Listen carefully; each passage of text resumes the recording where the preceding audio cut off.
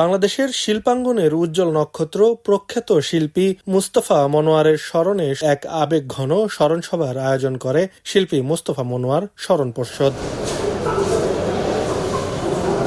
অনুষ্ঠান জুড়ে নানান আয়োজনে তুলে ধরা হয় এই গুণী শিল্পীর বর্ণাঢ্য কর্মজীবন, সৃজনশীলতা এবং দেশের শিল্প সংস্কৃতিতে তার অনন্য অবদান। আয়োজনের অন্যতম আকর্ষণ ছিল তার নির্মিত জনপ্রিয় শিশুতোষ অনুষ্ঠান মনের কথা এর প্রিয় চরিত্র পারুল, বাউল ও সার সহ সকল চরিত্র।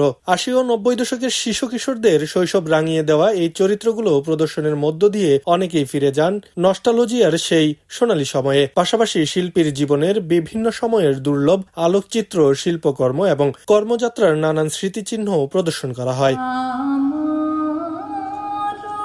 অনুষ্ঠানের সূচনায় মুস্তাফা মনোয়ারকে নিয়ে নির্মিত একটি প্রামাণ্যচিত্র প্রদর্শন করা হয়।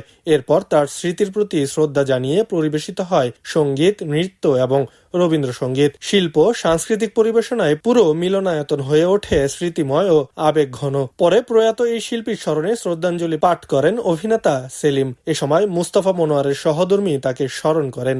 তাকে যে দেশের লোক এত ভালোবাসে এটা ভাবা যায় না। আগে দেখতাম ওনাকে নিয়ে কোথাও বাইরে গেলে ওই হাঁটা যেত না, কোত্থেকে যেন সব এসে ঘিরে ধরতো। আমি আর বিশেষ কিছু বলতে পারছি না। শিল্পী মুস্তাফা মনোয়ারের স্মরণ শীর্ষক এই অনুষ্ঠানে দেশের শিল্পী, সংস্কৃতি ও গণমাধ্যম অঙ্গনের বিশিষ্ট ব্যক্তিবর্গ, সহকর্মী, গুণগ্রাহী ও শুভাধ্বনীরা অংশ নেন। বক্তারা তাদের বক্তব্যে মুস্তাফা মনোয়ারের শিল্প ভাবনা, সৃজনশীলতা, কর্মনিষ্ঠা এবং নতুন প্রজন্মের শিল্পীদের অনুপ্রাণিত করার ক্ষেত্রে তার অসামান্য অবদানের কথা গভীর শ্রদ্ধার সঙ্গে স্মরণ করেন। বাংলাদেশের পাপেট ম্যান হিসেবে খ্যাত মুস্তাফা মনোয়ার দীর্ঘদিন ধরে নিউমোনিয়া ও প্রোস্টেট ক্যান্সারে ভুগছিলেন।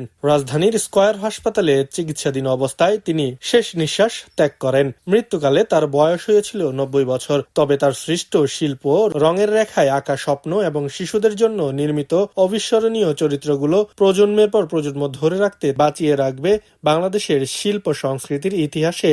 তিনি চিরকাল শ্রদ্ধা ও ভালোবাসার সঙ্গে স্মরণীয় হয়ে থাকবেন। আব্দুল্লাহ আল বাকি, খবরের কাগজ। খবরের কাগজ, নিখাদ, নির্ভীক, নিরপেক্ষ।